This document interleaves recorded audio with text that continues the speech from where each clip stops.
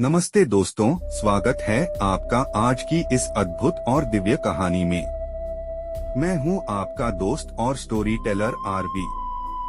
आज हम सुनने वाले हैं भगवान श्री कृष्ण की उस लीला को जिसने देवताओं के अहंकार को तोड़ा और भक्तों को सच्चे धर्म का मार्ग दिखाया, गोवर्धन पर्वत लीला।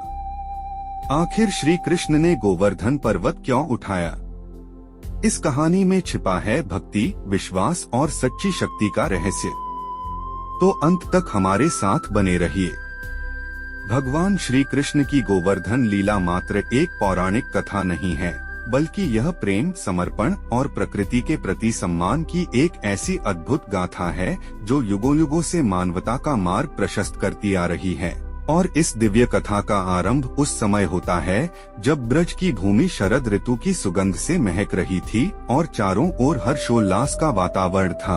तभी नन्हे बालक कृष्ण ने देखा कि उनके पिता नंद बाबा और सभी ब्रजवासी किसी बहुत बड़े उत्सव की तैयारी में जुटे हुए हैं। घर घर में सुगंधित पकवान बन रहे हैं, गौशालाओं को सजाया जा रहा है और ब्राह्मण वेद मंत्रों का उच्चारण कर रहे हैं। यह देखकर बाल कृष्ण के मन में जिज्ञासा जागी और उन्होंने अत्यंत भोलेपन से नंद बाबा के पास जाकर पूछा कि पिताजी, यह सब किस देवता की प्रसन्नता के लिए किया जा रहा है और इस कठिन श्रम का फल क्या है? तब नंद बाबा ने बड़े स्नेह से कृष्ण को अपनी गोद में बिठाया और कहा कि बेटा, हम देवराज इंद्र की पूजा की तैयारी कर रहे हैं, क्योंकि वही बादलों के स्वामी हैं और उन्हीं की कृपा से वर्षा होती है, जिससे हमारी फसलें लहलहाती हैं और हमारी गायों को हरा चारा मिलता है। यदि इंद्र देव प्रसन्न नहीं होंगे तो ब्रज में सूखा पड़ जाएगा और हमारा जीवन संकट में आ जाएगा। नंद बाबा की बात सुनकर भगवान श्री कृष्ण ने मुस्कुराते हुए एक ऐसी गूढ़ बात कही जिसने पूरे ब्रज की विचारधारा को बदल दिया।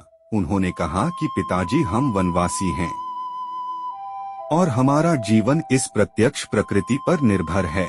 इंद्र तो स्वर्ग में रहते हैं, लेकिन यह गोवर्धन पर्वत तो हमारे सामने साक्षात खड़ा है। यही पर्वत हमारी गायों को चरागाह देता है, यही हमें शीतल जल और कंदमूल फल प्रदान करता है।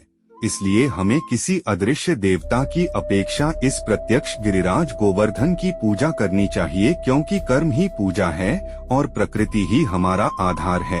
कृष्ण की तार्किक और दिव्य वाणी सुनकर सभी ब्रजवासी चकित रह गए और अंततः उन्होंने कृष्ण की बात मान ली। पूरे ब्रज में यह घोषणा कर दी गई कि इस बार इंद्र की नहीं बल्कि गोवर्धन पर्वत की पूजा होगी। सभी गोपियां अपने अपने घरों से 56 भोग के व्यंजन लेकर गोवर्धन की तलहटी में एकत्र हुए।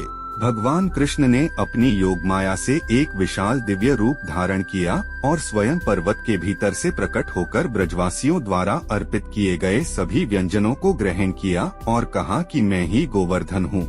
इससे ब्रजवासी अत्यंत हर्षित हुए और उन्होंने बड़े धूमधाम से परिक्रमा की। परंतु दूसरी ओर जब स्वर्ग के अधिपति इंद्र को यह ज्ञात हुआ कि तुच्छ ग्वालों ने उनकी पूजा बंद कर दी है और एक छोटे बालक के कहने पर एक पत्थर के पर्वत को पूजा है, तो उनका अहंकार जाग उठा। इंद्र ने इसे अपना घोर अपमान माना और क्रोध में भरकर प्रलयकारी संवर्तक बादलों को आदेश दिया कि वे ब्रजमंडल पर टूट पड़ें और पूरे नंदगांव को जलमग्न कर विनाश कर दें। देखते ही देखते ब्रज का आकाश भयंकर काले बादलों से ढक गया। बिजली कड़कने लगी और ऐसी मूसलाधार वर्षा शुरू हुई जैसी पहले कभी नहीं देखी गई थी। वर्षा की बूंदें साधारण नहीं थीं, बल्कि वे पत्थर की शिलाओं की तरह गिर रही थीं। चारों ओर हाहाकार मच गया। यमुना का जलस्तर बढ़ने लगा और सभी पशु पक्षी भय से कांपने लगे। सभी ब्रजवासी अपने प्राण बचाने के लिए दौड़ते हुए कृष्ण की शरण में पहुँचे और पुकारने लगे कि हे कृष्ण, हमें इस महाविनाश से बचाओ। भगवान कृष्ण ने सबको सांत्वना दी और मंद मुस्कान के साथ गोवर्धन पर्वत के पास पहुँचे। उन्होंने खेल ही खेल में उस विशाल पर्वत को अपनी बाएं हाथ की कनिष्ठा उंगली पर ऐसे उठा लिया जैसे कोई बालक फूल को उठा लेता है। उन्होंने पुकार कर कहा कि आओ मेरे ब्रजवासियों, तुम सब अपनी गायों और धन संपत्ति के साथ इस पर्वत की छत्रछाया में आ जाओ। यह गिरिराज तुम्हारी रक्षा करेंगे। 7 दिनों और 7 रातों तक मूसलाधार वर्षा होती रही। इंद्र ने अपनी पूरी शक्ति लगा दी। बादलों ने सारा जल उड़ेल दिया, लेकिन श्री कृष्ण अड़िग खड़े रहे और पर्वत के नीचे एक बूंद भी पानी नहीं पहुंचा।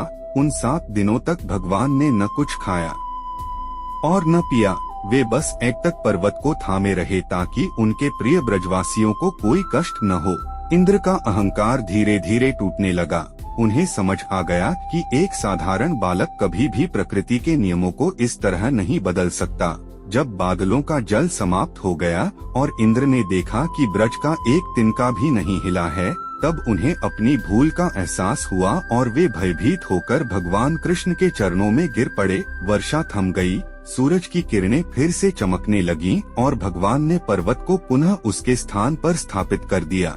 इंद्र ने कामधेनु गाय के साथ आकर प्रभु का अभिषेक किया और उन्हें गोविंद के नाम से संबोधित किया। इस प्रकार श्री कृष्ण ने सिद्ध किया कि भक्ति में अहंकार का कोई स्थान नहीं है और जो प्रकृति की शरण में रहता है, भगवान स्वयं उसकी रक्षा करते हैं। यह कथा हमें सिखाती है कि अहंकार पतन का कारण है। ईश्वर हमेशा अपने भक्तों की रक्षा करते हैं। प्रकृति, पर्वत, वृक्ष, नदियाँ पूजनीय है क्योंकि वही हमारे जीवन का आधार है। आप सुन रहे थे श्री कृष्ण गोवर्धन पर्वत लीला फुल स्टोरी। तो दोस्तों, यह थी आज की पूरी कहानी। आपकी क्या राय है? कमेंट में जरूर बताइए। अगर आपको कहानी पसंद आई हो तो इसे लाइक करें, शेयर करें और हमारे चैनल को सब्सक्राइब करना न भूलें। बेल आइकन दबाएं ताकि आपको हमारे नए वीडियो की नोटिफिकेशन सबसे पहले मिले। मिलते हैं अगले वीडियो में, तब तक के लिए जय हिंद, धन्यवाद।